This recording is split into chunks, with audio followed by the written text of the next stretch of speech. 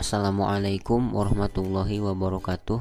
Saya Adin Kurniadin, kelas manajemen 2D. Di sini saya akan menjelaskan materi tentang restrukturisasi keuangan. Apa itu restrukturisasi?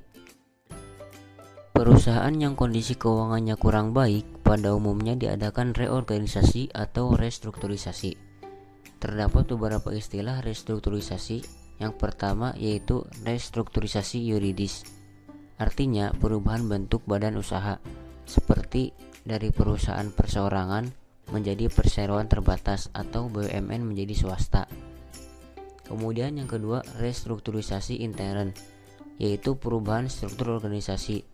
Misalnya dari banyak divisi menjadi sedikit divisi yang tujuannya untuk penghematan biaya organisasi. Kemudian yang ketiga yaitu restrukturisasi keuangan.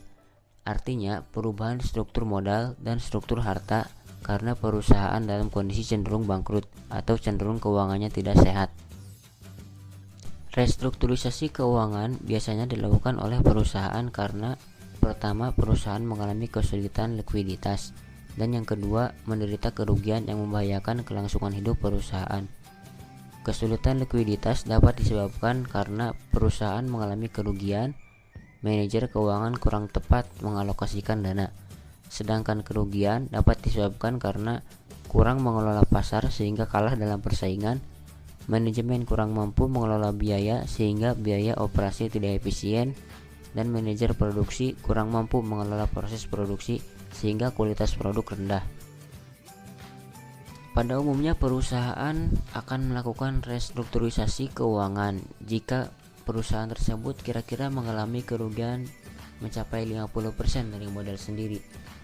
Seperti contoh berikut, perusahaan mengalami akumulasi kerugian sebesar 50% dari modal sendiri, likuiditas perusahaan mulai terganggu, buruh mulai terlambat menerima upah setiap akhir minggu, dan karyawan terlambat menerima gaji. Keadaan yang demikian mengakibatkan keresahan di dalam perusahaan. Di luar perusahaan, pemasok mengeluh karena tagihannya sulit dicairkan dan cicilan utang dan bunga bank terlambat dibayar. Keadaan yang demikian, pemilik dan manajemen puncak mengadakan restrukturisasi keuangan agar perusahaan sehat kembali. Di sini ada tabel neraca PT ABD sebelum restrukturisasi, di mana PT ABD mengalami kerugian 2.500 berdasarkan nilai buku atau nilai akuntansi yang belum tentu menggambarkan keadaan sesungguhnya. Di sini dituliskan laba ditahan 2.500. Agar keuangan perusahaan dapat sehat kembali, maka perusahaan mengadakan restrukturisasi keuangan. Akan tetapi sebelumnya perusahaan melakukan penilaian kembali atas harta, seperti piutang yang tadinya 1.000 setelah dilakukan penilaian kembali menjadi 700. Persediaan nilai yang tadinya 500 setelah dilakukan penilaian menjadi 300. Aktiva tetap yang tadinya 2.000 setelah melakukan penilaian kembali menjadi 1.500.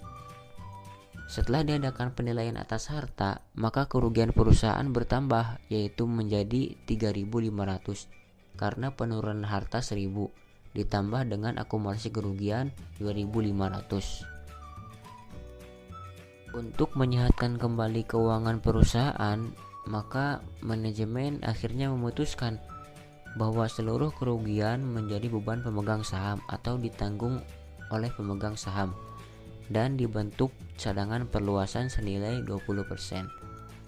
Setelah manajemen memutuskan kebijakan keuangan, maka dapat dihitung modal baru, yaitu X sama dengan 5.000 dikurangi 3.500 dikurangi 0,20x.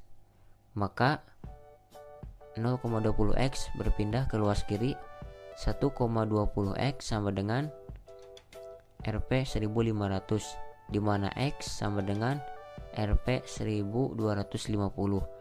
1.250 ini menjadi modal baru. Sedangkan cadangan yaitu 0,20 dikali 1.250 sama dengan Rp 250. Jadi modal baru 1.250 dan cadangan 250. Dan ini adalah neraca PT ABD sesudah restrukturisasi, di mana modal saham berkurang yang tadinya 5.000 menjadi 1.250. Artinya modal saham berkurang 3.750. 3.750 itu digunakan untuk menutupi kerugian 3.500 dan untuk membentuk cadangan 250.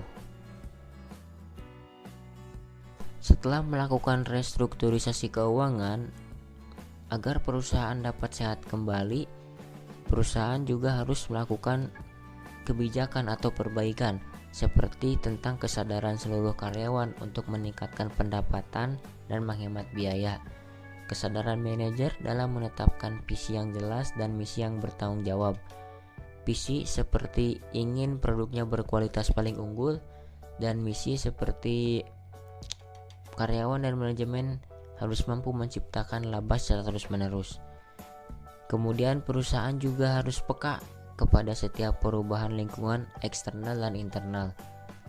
Dan yang terakhir yaitu karyawan harus loyal, bekerja aktif, efisien dan produktif sehingga mampu menghasilkan laba dan tumbuh sepanjang waktu. Mungkin itu yang dapat saya sampaikan, kurang lebihnya mohon maaf. Wassalamualaikum warahmatullahi wabarakatuh.